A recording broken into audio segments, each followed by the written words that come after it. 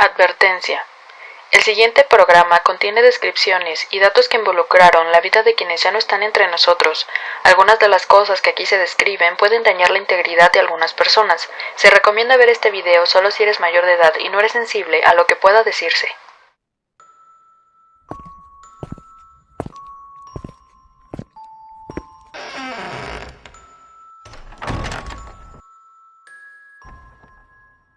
Bienvenido al infierno. Bienvenido al sitio en el que podrás meterte de alguna manera en mi mente. Bienvenido a mi casa, en el que hasta el más cuerdo sacará su lado más enfermo al escuchar atento las atrocidades de las que he sido capaz.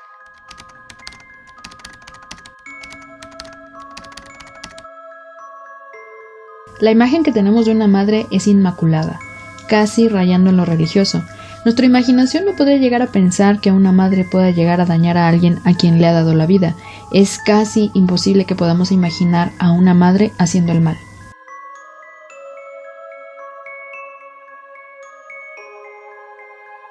Claudia Mijango Sarsac es una mujer conocida por hacer el mal. Haciendo caso a las voces que gritaban en su cabeza, tomó un utensilio de cocina y lo usó contra sus 3 pequeños hijos. Uno, al tener esta información, podría llegar a pensar que Claudia es una mujer llena de maldad que siempre dejó ver entre acciones lo que iba a hacer. Pero no fue así. Claudia nació el 25 de mayo de 1956 en Mazatlán, Sinaloa. Aunque no lo parezca, su infancia y adolescencia fueron muy felices. No tuvo ningún tipo de maltrato, no tuvo carencias emocionales y mucho menos materiales. Cuando llegó el momento de decidir, eligió la carrera de comercio y, como si la suerte siempre estuviera de su lado, fue elegida reina de belleza en Mazatlán. Sus padres fallecieron y le dejaron una cuantiosa herencia que le iba a permitir vivir cómodamente por un buen tiempo si se lo proponía. Claudia conoció a Alfredo Gutiérrez, un empleado bancario que era 8 años mayor que ella. Ambos se enamoraron y se casaron. La pareja se trasladó a Querétaro, donde no tardaron en hacer su vida. Claudia decidió usar su herencia para abrir una tienda de ropa exclusiva en el Pasaje de Yata, donde las mujeres más prominentes de Querétaro compraban sus vestidos. Claudia tuvo una formación católica, así que al llegar la adultez se convirtió en maestra de catecismo, ética y religión en el colegio que estudiaban sus 3 hijos, Claudia, Ana y Alfredo. Claudia María era la mayor y Alfredo Antonio era el menor. Los 3 niños llevaban una vida aparentemente tranquila, iban a la escuela y luego se preocupaban de las actividades que hacían los niños de su edad. Pero en la cabeza de su madre comenzaban a nacer y crecer problemas que pronto se vieron reflejados en su vida. Fue así como Claudia y su esposo decidieron separarse. Fue Claudia la que se quedó con los niños, aunque la separación puso las cosas un poco de cabeza. Claudia tenía todo lo que una persona puede desear: unos hijos hermosos, un sustento económico y un trabajo que mostraba a los demás que era una mujer exitosa e independiente a pesar de la separación.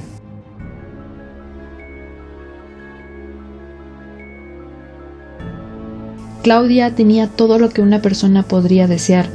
Pese a eso, la gente que la rodeaba pronto comenzó a notar que la mujer tenía ciertos disturbios emocionales, los cuales se fueron haciendo más fuertes y fueron casi imposibles de ocultar. Los problemas parecían girar en torno a un joven llamado Ramón. Este hombre trabajaba en el mismo colegio de los hijos de Claudia. Muchos decían que Ramón y Claudia eran amantes, lo cual no hubiera sido un problema, pues ella estaba separada y tenía todo el derecho de rehacer su vida, pero el joven Ramón era un padre. Los que rodeaban a Claudia pronto se dieron cuenta del interés que ella tenía por el joven, y esto iba más allá, al punto de convertirse en una obsesión. Fue cuando el mismo padre Ramón, y si me lo preguntan yo creo que fue un error, y otro padre llamado Rigoberto, hablaron con ella para tratar de apaciguar los problemas que estaban creciendo en la cabeza de Claudia. Yo no sé a quién se le ocurrió. Tienes al vato con el que está obsesionado y haces que el vato con el que está obsesionado hable con ella. En fin. Como ya lo mencioné, no creo que fuera una muy buena idea que el objeto de deseo de Claudia intentara solucionar los problemas, porque pues ella ya estaba obsesionada con él. Yo sé que era otro tiempo y que los problemas mentales se resolvían de maneras drásticas, pero creo que había muchísimos más padres que podrían ayudarla. O incluso hubiera sido mejor llevarla a un hospital, porque lo que pasó no fue nada agradable o que pudiera arreglarse con la fe. Resulta que por varios días Claudia había estado escuchando unas voces extrañas que le susurraban a todas horas. No quiso decirle a su ex esposo porque a pesar de que se llevaban bien, antes de separarse Claudia ya tenía pensamientos extraños que le hacían pensar a su ex esposo que pues estaba pues un poquito loca. Así que ella quería evitarse una pelea en la que solamente la iba a llamar pues desequilibrada. Era el 23 de abril de 1989 cuando el ex esposo de Claudia, Alfredo Castaños, se llevó a sus hijos a una kermés de su colegio. Al acabar el evento, la expareja tuvo una discusión debido al asunto de el padre Ramón. Los chismes acerca del amorío de Claudia llenaron de celos a Alfredo, que tenía intenciones de volver con su mujer. Bueno, con Claudia. Ya no era su mujer, pero pues quería regresar con ella. Claudia, evidentemente, no quería regresar con él porque pues amaba al padre Ramón. Defendió lo que sentía por él y Alfredo le dijo que se arrepentiría de no volver con él. Aunque realmente el que se iba a arrepentir de no poner más atención a la salud mental de su exmujer iba a ser otro.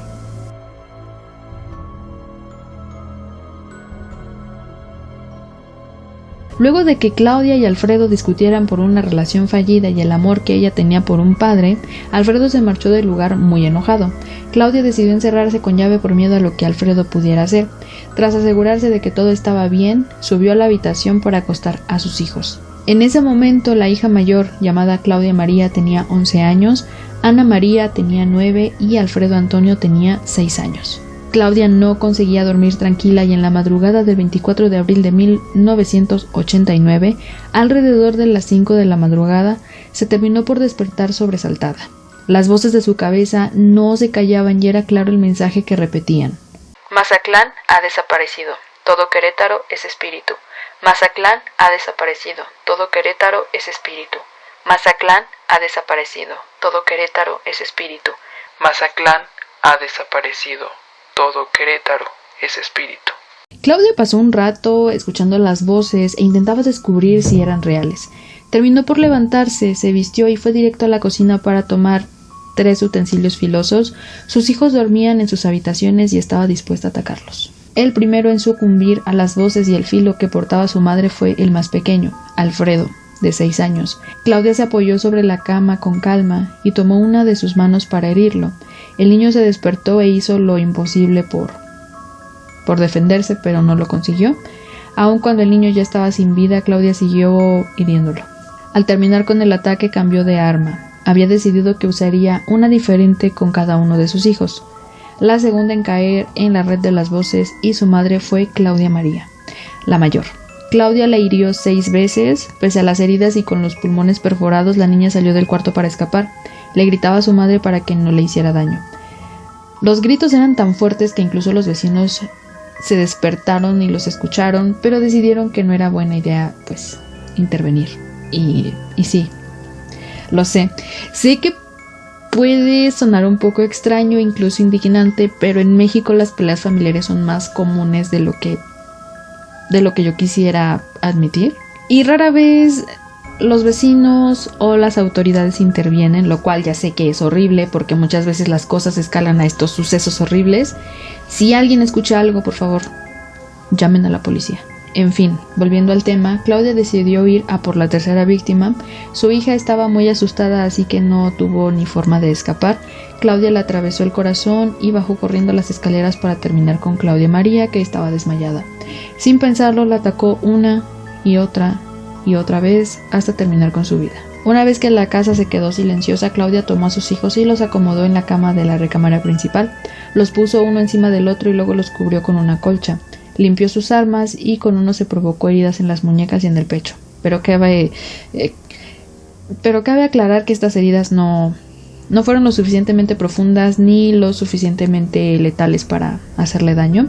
Se cree que intentó lesionarse, pero como les digo, estas heridas eran muy superficiales como para causarse más allá de un simple goteíto de sangre y ya. Claudia se recostó sobre la cama y horas después llegó su amiga, Verónica Vázquez. Tocó de manera insistente la puerta y Claudia abrió con la ropa empapada de sangre y la mirada extraviada. Verónica entró a la casa pues supuso que alguien había atacado a la familia. Llegó a la habitación donde estaban los niños y Claudia les explicó que los niños estaban pues manchados de salsa de tomate. Verónica no dudó en salir a buscar ayuda. Lamentablemente los niños ya estaban sin vida. La casa estaba impregnada de un insoportable olor a sangre. La policía llegó y tuvo que entrar a la fuerza, y al conseguirlo se toparon con un escenario de horror. El piso de la sala y las escaleras que iban a la planta alta estaban manchadas de sangre, al igual que el pasillo que daba a la recámara principal, y qué decir de las habitaciones de los niños y del baño. Los policías encontraron a Claudia junto a sus hijos. La mujer estaba llena de sangre y tenía los ojos entreabiertos. Al verla, de verdad creyeron que ella también estaba muerta. En uno de los sillones se encontraron las armas utilizadas. Una de las hojas medía 41 centímetros y el otro 33. Ambos estaban perfectamente limpios. El tercer utensilio encontrado estaba en el cuarto de una de las niñas y medía 31 centímetros y pues estaba todo lleno de sangre.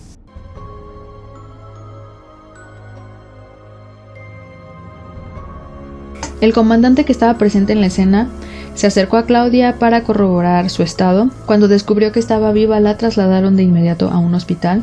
Fue en ese lugar en el que la realidad golpeó a Claudia. En el momento que recuperó la conciencia, la ministra pública llamada Sara Feregrino interrogó a la pobre mujer de la cama. Claudia decía que sus hijos estaban en casa y estaban durmiendo. Ante las preguntas de las autoridades no dejaba de repetir que ella quería muchísimo a sus hijos porque eran niños muy buenos y no hacían travesuras. Era evidente que Claudia estaba en un estado catatónico o al menos en un estado en el que no podía ser consciente de las cosas que habían pasado. Estaba sedada y amarrada por su propia seguridad y pues obviamente la seguridad de los demás. Fue hasta el 27 de abril que se pudo tomar su declaración. Al hablar de lo ocurrido, Claudia agregaba cosas a su relato que no parecían tener sentido, además de que responsabilizó al padre Ramón del crimen. Ella diría: el padre Ramón me hablaba telepáticamente. Él influyó para que me divorciara, pero como mi madre era un freno moral para que me uniera a él, el padre con maleficios mató a mi madre. Como me sigue trabajando mentalmente para poseerme y también mi marido quiere regresar conmigo y me trabaja mentalmente, fue tanta la presión que me descontrolé. Luego cambió su declaración y dijo que no recordaba nada de lo sucedido. Alegó que solo recordaba despertar cuando su amiga tocó la puerta y luego despertar en el hospital. Siempre hablaba de sus hijos como si estuvieran vivos. La prensa condenó de inmediato estos hechos y bautizaron a Claudia como la Hiena de Querétaro. Cuando se llevó a cabo el juicio, el abogado defensor quiso culpar al exmarido de Claudia, pero los exámenes neurológicos que le realizaron a la sospechosa arrojaron que padece de un trastorno mental orgánico. Si recordamos la información que se ha subido a este canal, se sabe que el origen de un criminal de este tipo es por diversos factores y uno es daño cerebral.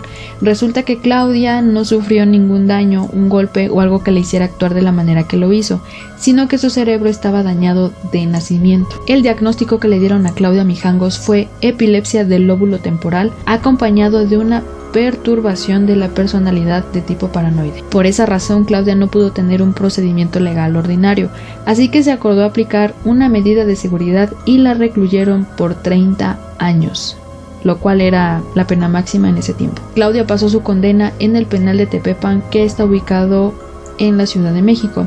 El tiempo pasó por su cuerpo y su pelo encaneció. En el año 2007 la operaron de la glándula tiroides. Durante su reclusión llevaba un diario con el que tenía intenciones de publicar un libro. Estuve investigando y no encontré el libro por ninguna parte, pero parece que sí están como fragmentos de su diario en fotografías y cosas así. Y también hay memorias de las cosas que vivió en la cárcel, pero nada publicado de manera formal. Durante su reclusión, Claudia no recibió visitas de nadie de su familia y las enfermeras afirmaban que cada vez que había luna llena la tenían que encerrar porque ella se ponía muy agresiva. La casa en la que pasaron los crímenes no fue reclamada por nadie, sigue siendo de Claudia y hay personas que afirman que ahí ocurren cosas paranormales. Dicen que se escuchan llantos y gritos, que ven luces, sombras y que incluso ven a un niño pequeño que se asoma por la ventana. Esto lo menciono porque un cazafantasmas mexicano hizo un reporte de esta casa y Claudia lo vio por la televisión estando en la cárcel. Al terminar sufrió una crisis nerviosa. La casa fue cerrada por completo, se puso alambre de púas, se levantó un muro y se quitaron las puertas. Después de cumplir su sentencia, Claudia fue puesta en libertad. Ella salió libre a los 64 años y parece que una sobrina fue la encargada de recogerla. De inmediato la llevaron a un hospital psiquiátrico privado. Debemos recordar que la afección que padece Claudia no tiene cura y no tiene manera de recuperar su vida. De este caso se han sacado muchos documentales y encontré que se han sacado libros que son horribles, donde inventan información solo para generar ventas e incluso leyendas sobre la mujer que cometió el crimen contra sus hijos. He de decir que este caso me causa sensaciones extrañas y no sé cómo lidiar con ellas. Por una parte comprendo que actuó de esta manera porque tiene una afección en el cerebro, que no es su culpa, que no tiene manera de controlar lo que hizo, y por otra parte me enoja muchísimo que ella no tenga manera de medir las acciones, que no tenga manera de darse cuenta lo que de verdad hizo y el daño que causó a sus hijos. Es posible, tengo la teoría de que tal vez ella piense que sus hijos siguen con vida y que todos a su alrededor actuaron en su contra para quitárselos y dejárselos a su exmarido. No sé. La verdad que pensar en este caso me genera pensamientos raros. En fin, me encantaría saber qué opinas del caso. ¿Lo conocías? ¿Qué hubieras hecho de tener la oportunidad? Déjame saber todo en la caja de comentarios. Muchas gracias por ver este video de Umbulali. Puedes suscribirte y unirte a la casa en la que conocerás todos los casos de asesinos a fondo. No te pierdas el siguiente video en el que te hablaré del movimiento estudiantil del 2 de octubre. Una tragedia que dejó marcada la historia de México. Yo soy la tía Umbu y espero que tengas dulces sueños.